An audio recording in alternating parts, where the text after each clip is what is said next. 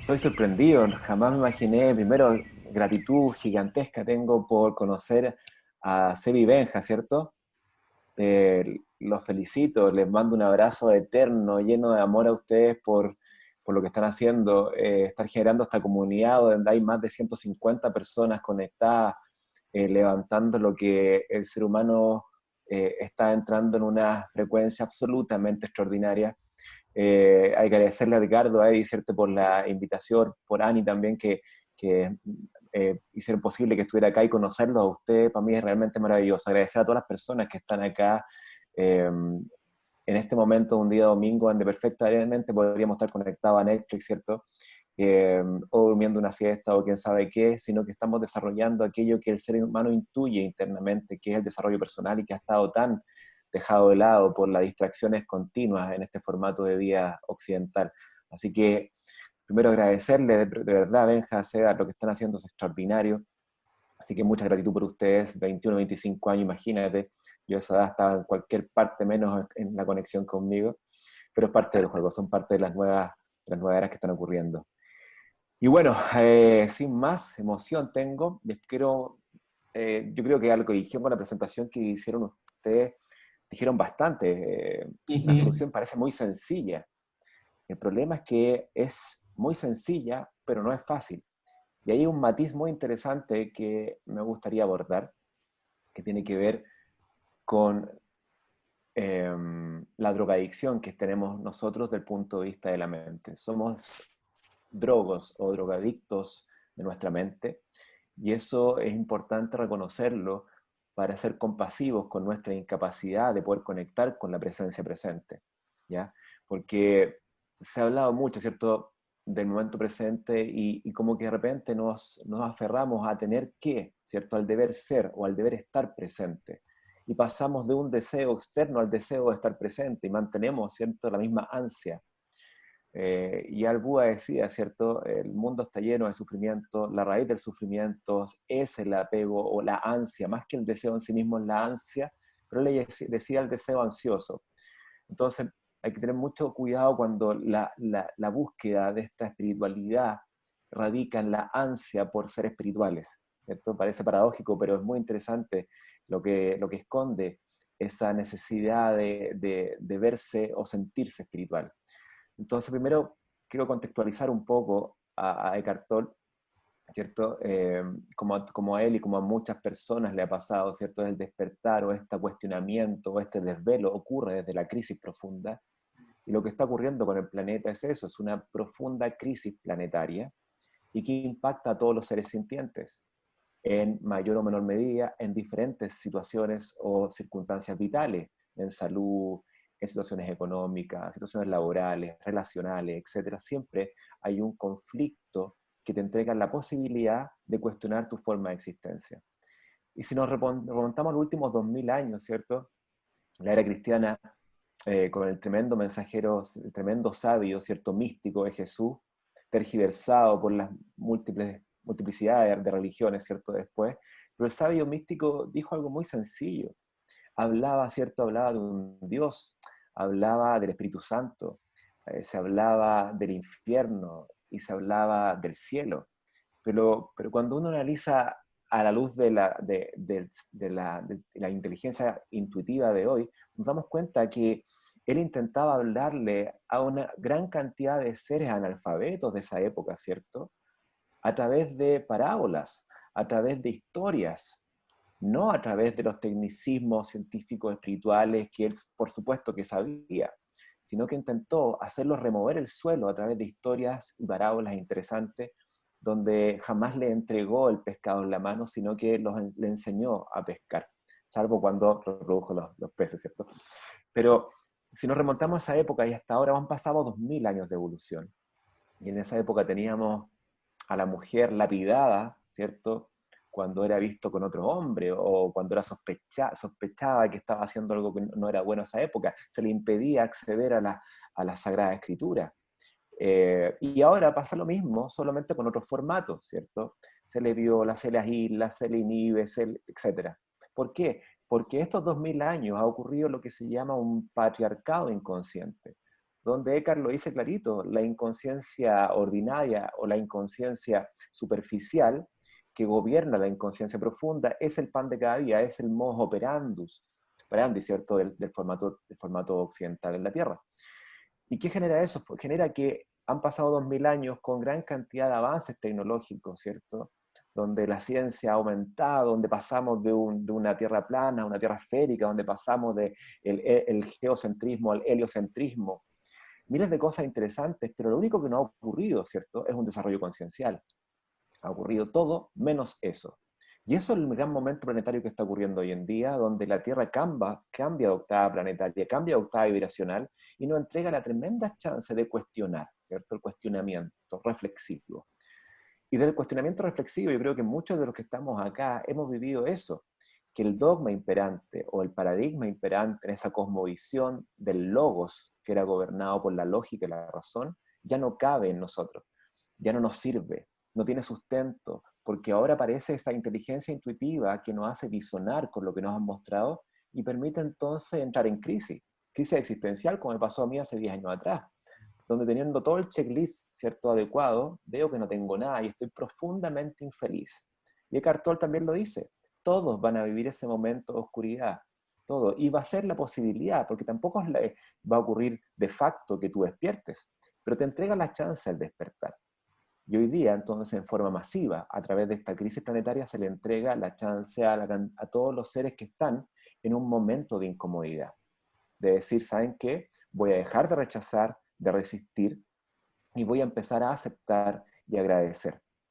Eh, Hay un libro que es también interesante que se llama Amar lo que es. No me acuerdo el nombre de la autora, pero habla de eso mismo, de cuando ella estaba en la profunda depresión, estaba sumergida en el holocausto de su vida, y de repente ella encuentra esa satisfacción profunda desde ese momento de rendición. Entonces, muy bonito cuando se suelta esa ansia, el deseo de estar libre de sufrimiento, porque finalmente es una ansia estar libre de sufrimiento. Tú sueltas eso cuando ya no se puede más y ocurre ese momento, wow, epifánico, ¿cierto? De, wow, tengo todo. Y pensaba que no tenía nada. Y lo describe muy bien con varias preguntas muy interesantes. Acá está ocurriendo lo mismo. Todos nosotros que estamos acá tenemos en nuestro sello interno una crisis. Y esa crisis o ese impacto doloroso de este inconsciente colectivo o de la psique colectiva humana que vibra en miedo y dolor, lo traemos en nuestra espalda. Y es por eso que cuando decía que somos drogadictos de la aceptación, de la adulación, de la validación, de la apreciación, del cariño. Y cuando eso no llega, ¿qué ocurre? Te desarmas. Y lo vemos con miles de personas. Incluso en el fenómeno de Instagram, que de repente tengo amigos que me dicen, oye, ¿sabes qué? Puse un post y me trolearon, me tiraron como 4 personas, me dijeron que esa cuestión, no, ¿cómo puede ser? Y te desarma.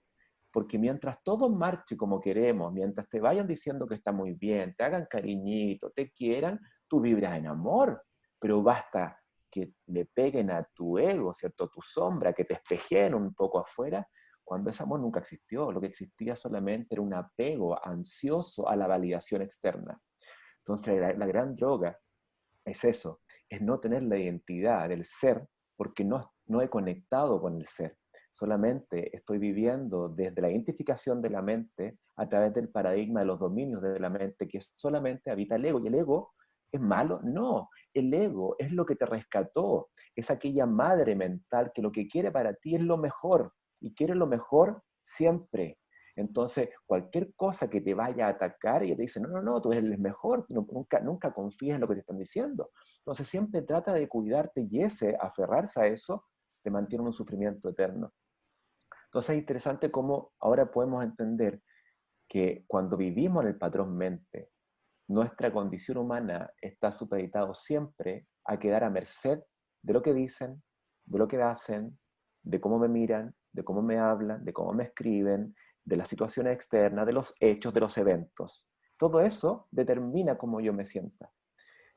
Y pensamos, porque culturalmente así ha sido, que cuando uno ve algo feo afuera, algo terrible, un niño que no tiene que comer ni dónde dormir, es terrible, ¿cierto?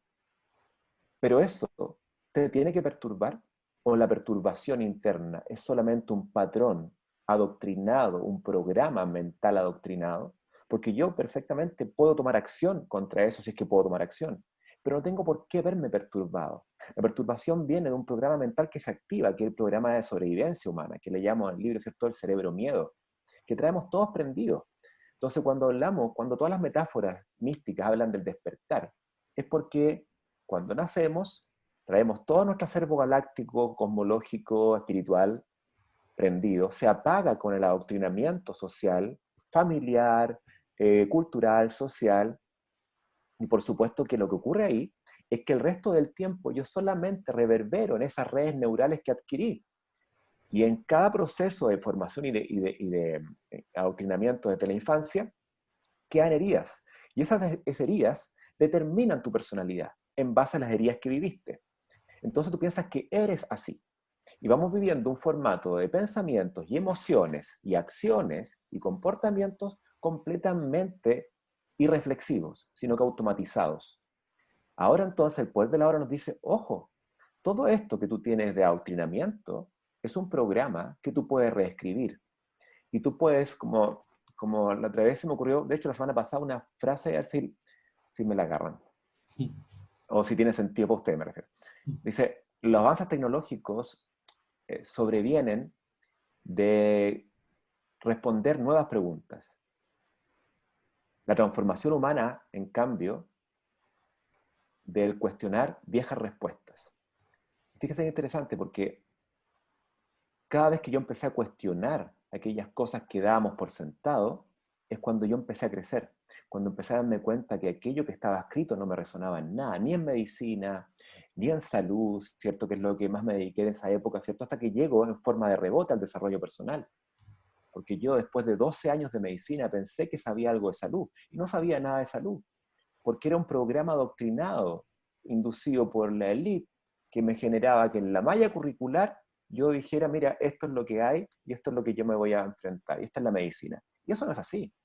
Pero claro, la estructura social del momento en el cual yo nací me entregaba eso como el baluarte de la medicina. Hoy sabemos que la salud humana está supeditado a las elecciones, y Eckhart Tolle también lo dice. Cada momento que tú eliges es una opción de cambiar lo que va a sobrevenir en tu vida y en el mundo, en el colectivo. Entonces no es que uno quiera sacar el deseo, porque uno tiene deseo. Yo tengo deseos personales y colectivos, profundos. Pero ¿cuál es la diferencia? Que no los necesito. Fíjense qué interesante. En cambio, la ansia queda supeditado a la obtención de ese deseo. Y cuando no se obtiene, entonces viene la perpetuación de la desdicha y el sufrimiento. Entonces ahora volvemos a la primera pregunta, pero entonces, si es tan fácil, ¿por qué no es sencillo? O al revés, si es tan sencillo, ¿por qué no es fácil? Porque somos adictos a los programas biológicos que tenemos engranados desde nuestra patobiografía hasta toda la cultura como visionaria en la cual estamos inmersos.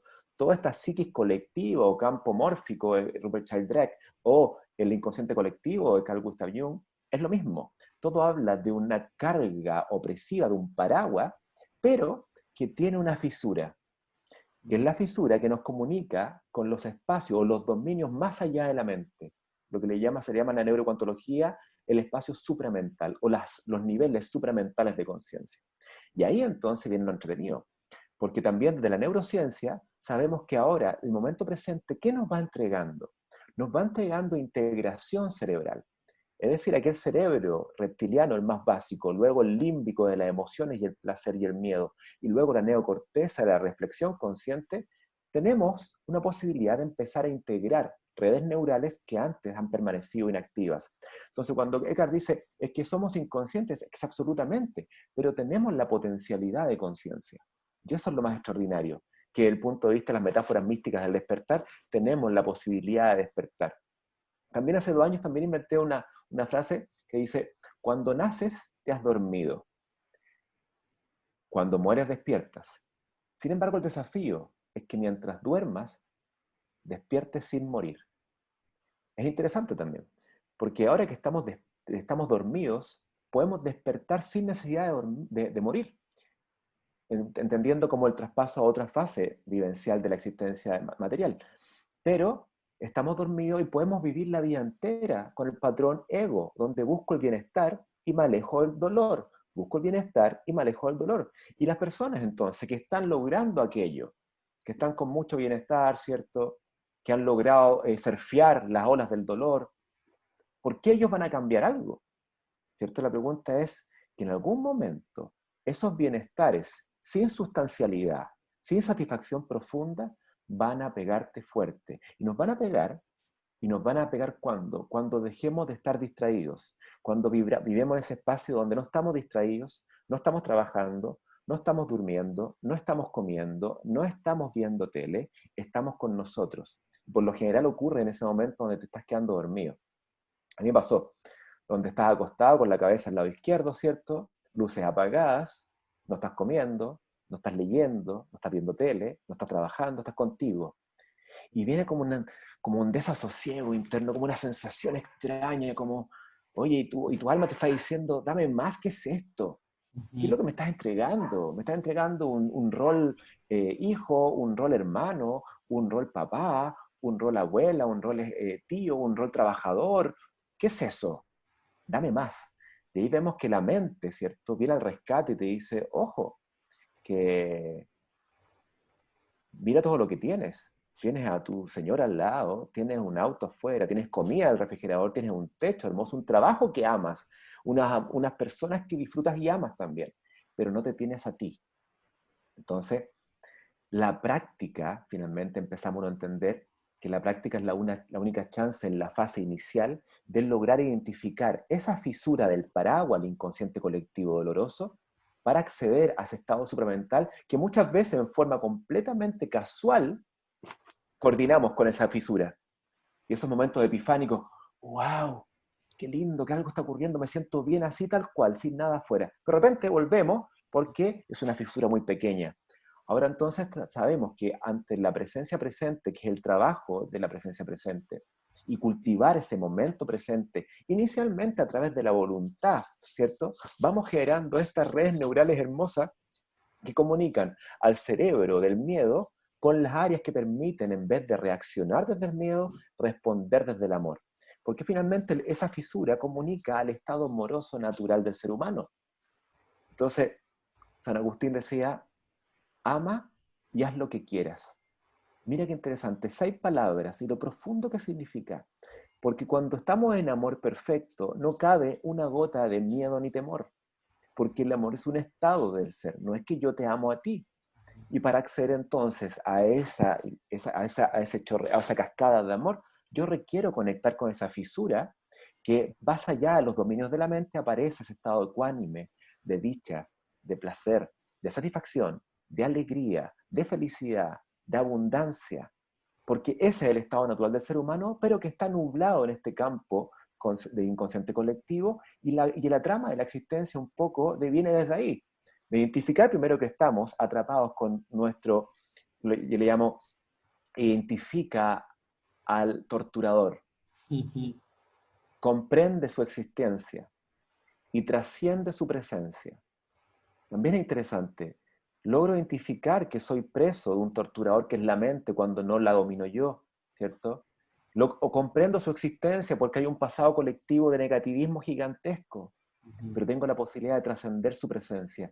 No es abolir al ego, es trascenderlo y entender que él me está defendiendo porque es su formato de vida.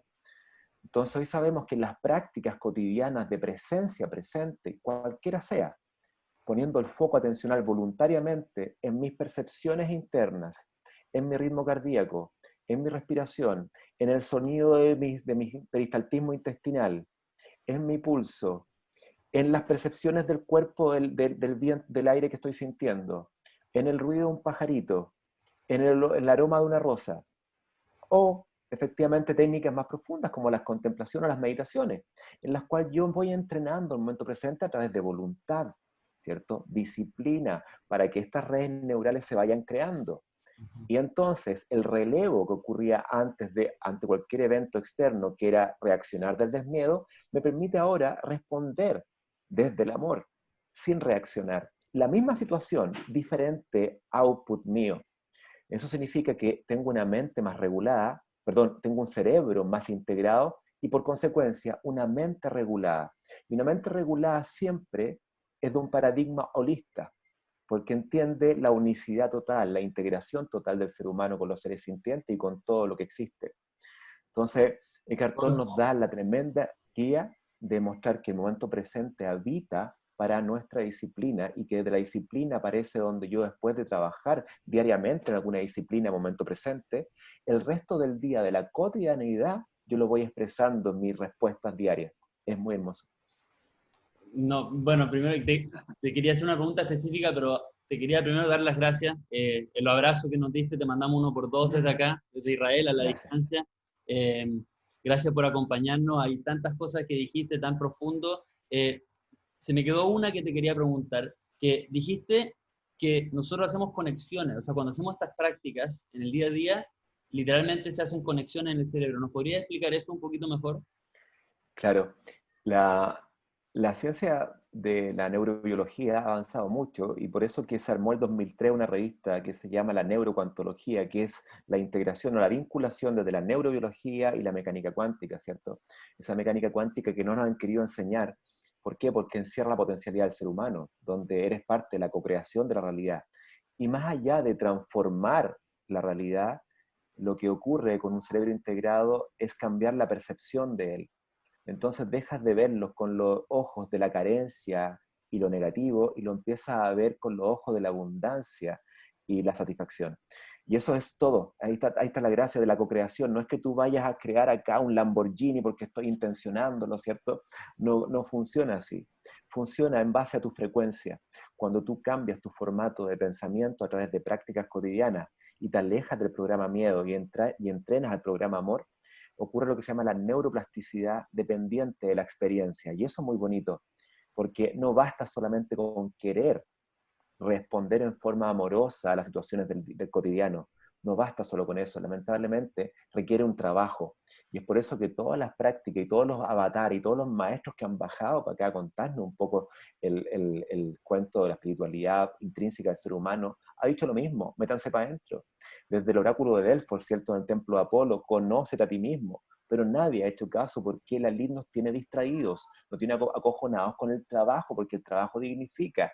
Y así entonces suma y sigue un formato de adoctrinamiento social de miles de años que nos ha impedido acercarnos a lo que hoy día el ser humano está haciendo, que es acceder a estados elevados de conciencia que son los amorosos, que permiten entonces amar y hacer lo que quieras. Porque cuando el amor rige, no hay nada que podamos temer de que esté funcionando mal. Entonces ahí inmediatamente aquella persona que te enjuicia, o aquella persona que te miente, o aquella persona que piensas que te está haciendo un daño, lo que está haciendo al final del día es pedirte que le digas que él también es amor. Por favor, dime que yo también puedo ser amado. Te está pidiendo a gritos amor. Y otra persona que te adula, que te hace cariño, que te dice que está todo muy lindo, te está dando amor. Entonces, ¿cuál es la única forma de responder ante eso? Amor, no existe. Uno te lo está pidiendo y el otro te lo está entregando. ¿Cómo vas a entregar? ¿Cómo vas a responder a aquello? Entonces, la práctica cotidiana, a través de la disciplina y la voluntad inicialmente, te lleva a activar zonas cerebrales que están apagadas por default, que vienen apagadas de fábrica, pero que podemos empezar a aprenderlas con prácticas cotidianas. Y lentamente, entonces, cuando las empiezas a aprender, el resultado es que en el día a día empiezas a darte cuenta que funcionas diferente. Ujú. Y hay un estudio bien bonito que cuando analizan la cantidad de neuronas en una corteza, parte de la corteza prefrontal que se llama órbito frontal, y ven que hay muchas neuronas de ese desarrollo de neurogénesis o poquitas, los que tienen poquitas siempre ven el vaso medio vacío en las circunstancias vitales. Y aquellos que lo tienen gran cantidad de neuronas de regeneración tienen siempre el vaso medio lleno. Ante las mismas circunstancias de vida, la aproximación es la diferente. Acá es lo mismo, aquí no existe eso de que no vamos a tener los conflictos, porque los conflictos son externos. No existe ningún conflicto externo, solamente el conflicto del observador. Y eso es muy interesante. Cuando dejas de pensar que algo te puede perturbar, lo que está perturbando es tu ego, es tu mente. Porque en los espacios supermentales de conciencia no existe perturbación alguna. Pero para eso entonces debemos coordinar nuestra mente con nuestra supramental. Y tenemos que identificar entonces que podemos lograr ver esa fisura, podemos llegar bajo esa rajadura de nuestra mente, el campo del amor profundo, de la satisfacción profunda, donde no se requiere nada externo. Y cuando estas prácticas se hacen una y otra vez, tu vida se transforma no solamente en la percepción, sino que también logras resonar con realidades absolutamente asombrosas. Y ahí que dices, wow, doctor, me están ocurriendo milagros. Y no, no es que sean milagros. Lo que está ocurriendo es que eres parte ahora de una creación absolutamente amorosa, donde habita la abundancia y la satisfacción profunda. Rodolfo, ahí nos preguntaron desde el público, Ani, que va a ser panelista, ¿cuáles son las prácticas que más te han servido? Eso. Qué bonito. Gracias, Ani, por la pregunta. Yo partí el 2012, partí con Ho'oponopono. Miren qué interesante. No sé si lo ubican. No. Ho'oponopono es una práctica también muy ancestral que se basa, que es una técnica hawaiana, que se basa en tratar de yo limpiar mis memorias, y al limpiar mis memorias, limpio las memorias del colectivo a través de un formato de, de mantras repetitivos, de me amo, perdón, lo siento, gracias. En el fondo, palabras de alta frecuencia vibracional, permito que en mi memoria se reescriban aquellas redes neurales que estaban improntadas de negativismo, las voy reescribiendo y puedo hacer tanto autoidentidad como para afuera también a otras personas y le voy entregando, te amo, perdón, gracias, lo siento. Y eso, claro, ocurrió en un hospital de Hawái donde había un psiquiátrico que estaba bien colapsado de pacientes, de la cantidad de agitación, la cantidad de drogas que estaban utilizando, estaba insostenible. Y llega este médico hawaiano y se mete a su oficina y no salía de ahí durante todo el día. Y la gente decía, oye, ¿qué está haciendo? Trajimos a este gallo que estaba acá en teoría para mejorar la cosa y se mete todo el día ahí, no hay ningún paciente. Y claro, y lentamente empezaron a darse cuenta que los internos del hospital psiquiátrico estaban más tranquilos, necesitaban menos drogas, necesitaban menos contención física, etc. Y cuando le empezaron a preguntar, no me acuerdo el nombre de este médico hawaiano, me preguntaron qué estaba haciendo. Lo que estaba haciendo, él veía cada foto de los internos y le decía, perdón, te amo, gracias, lo siento. Y pasaba el otro, perdón, todos los días, una y otra vez, una y otra vez. ¿Qué fue generando eso? Que la frecuencia de vibración que él estaba emitiendo, como es no local, ¿cierto? Porque el tiempo-espacio no existe, es una ilusión, implantada inmediatamente en el campo cuántico de los demás internos, generando entonces un cambio estructural y funcional de su cerebro. Extraordinario. Entonces yo empecé a hacerlo y me pasaron cosas muy entretenidas, les voy a contar solamente uno. Estaba un día de viaje para grabar Superalimentos afuera de Ecuador y llegamos y el viaje no, ya estaba sobrevendido y yo no cabíamos adentro. Como 10 personas se había sobrevendido, en esa época me sobrevendían mucho los pasajes y nos dijeron, no, ¿saben qué? No van a poder ir en este vuelo. Perfecto, estábamos complicados, estaba el periodista, el camarógrafo, etc. Nos fuimos hacia un lado y yo empecé ahí, hoponoponear, pues en fondo, perdón, siento, gracias, te amo. Tratando de no caer en el circuito de la rabia, de pucha, la lesera, ¿por qué esto, el negativismo, ¿cierto? Sino que entender que esto algo tenía un entramado que no estaba viendo. Pero fui tratando de entregar esta energía a ver si algo ocurría, sin tampoco el deseo de que me dijeran, ¿saben qué? Vengan para acá, pero pasó.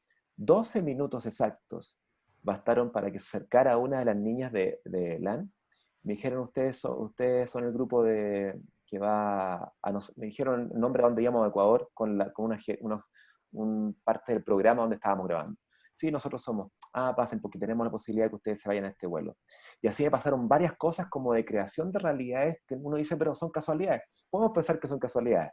Pero lo entretenido es que lentamente con esa práctica, que fue inicialmente la que hice, fue generando que mis respuestas en el cotidiano fueran cambiando absolutamente. Empezaba a ser más empático, más compasivo, más reflexivo, menos enjuiciador, paso a paso. Luego partí con algunos ayunos, luego cambié mi forma de alimentación y luego ya la práctica meditativa cuando conozco el Vipassana allá en Tailandia y que fue eso ya un antes después del punto de vista de la práctica cotidiana y cómo eso, más allá de levitar, de ver angelito, lo que está ocurriendo es que estás transformando tu cerebro y eso es la parte inicial, porque las esferas más altas es que estás logrando vivir una vida en satisfacción profunda, ya no a merced de lo externo, sino que profundamente en ti. Doc, yo sé que podríamos estar, la verdad que todo el día, yo creo que podemos aprovechar, si es que se puede la posibilidad en el futuro, que queremos hacer un seminario especial de de que tenga que ver más con la alimentación, con salud, pero más para el futuro. Pero hoy día te quería cerrar Sin con problema. una última pregunta para cerrar, porque tú estuviste hablando de este doctor en Hawái y de lo positivo que puede generar este cambio a nivel hasta estructural del cerebro en el ser humano, el solo decir palabras. Pero yo quería, para cerrar, verlo por el otro lado, porque hay mucha gente, y lo hemos visto, que a pesar de que la ciencia avanza, la tecnología avanza, pareciera que cada vez más enfermo. La gente está teniendo enfermedades más jóvenes que antes no habían, diabetes, cáncer, nuevas. Y tú lo hablaste y lo dijiste en otras palabras, pero lo mismo que dijo Tolle, pero lo quiero volver a leer. Y él cuando habla de la preocupación y la inconsciencia, él dice, usted puede detener esta locura, literalmente le llama locura, que corroe la salud y la vida simplemente reconociendo el momento presente. Y aquí la pregunta que nos gustaría hacer para cerrar, Doc, es si es verdad que el miedo y las preocupaciones literalmente corroen la salud. Perfecto. Se olvidó cuál es Seba y cuál es Benja. Yo soy Seba. Yo soy Ben. Perfecto. Sebita y Benja. Sí, hace mucho tiempo nosotros conocemos la medicina mente-cuerpo, ¿cierto? Tiene más de 2600 años. Sin embargo, hoy en día recién nuestra medicina alópata, ¿cierto? Que podríamos decir que es una triste y pobre traducción de una medicina ancestral, pero es lo que nos ha ayudado bastante también en pacientes críticos, en urgencia, etc. Muestra que la psico, neuro, endocrino, inmuno, microbiología es el pilar de la salud humana. ¿Y qué es eso? Es la interacción de la mente humana, ¿cierto? Con sus pensamientos y emociones del corazón, impactando los 4 sistemas biológicos más relevantes en salud. Sistema nervioso, sistema endocrino, sistema inmunológico y sistema microbiológico, las bacterias intestinales. Por ende, cuando uno dice, ya, pero es que yo, doctor, estoy cambiando mi nutrición y sigo enferma, pero es que no basta solamente cambiar la nutrición, porque ¿cuántas veces comemos en el día? 2, 3, 4 veces, ¿y cuánto rato en total? 1 hora y media en total, 2 horas en total, ¿y cuánto rato piensas al día? ¿Cuánto está la divagación mental en el día? 16/7, asumiendo que duermes 8 horas, estas 16 horas al día, 7 días a la semana, es una rumiación mental. Entonces, los contenidos de ese pensamiento y la energía en movimiento que subyace, que es la emoción anclada a ese pensamiento, es lo que determina tu salud, 100%. El problema está en que cuando yo cambio mi patrón nutricional, por supuesto que cambio también el funcionamiento de la neuroquímica cerebral. Y si cambio la neuroquímica cerebral, puedo cambiar a través de prácticas el dominio de los pensamientos y emociones. Y ahí entramos en un círculo virtuoso, precioso, que tiene que ver, cambio mi mente, regulo mi cerebro, y lentamente entonces mi vida la empiezo a cambiar hacia donde yo quiera conducirla.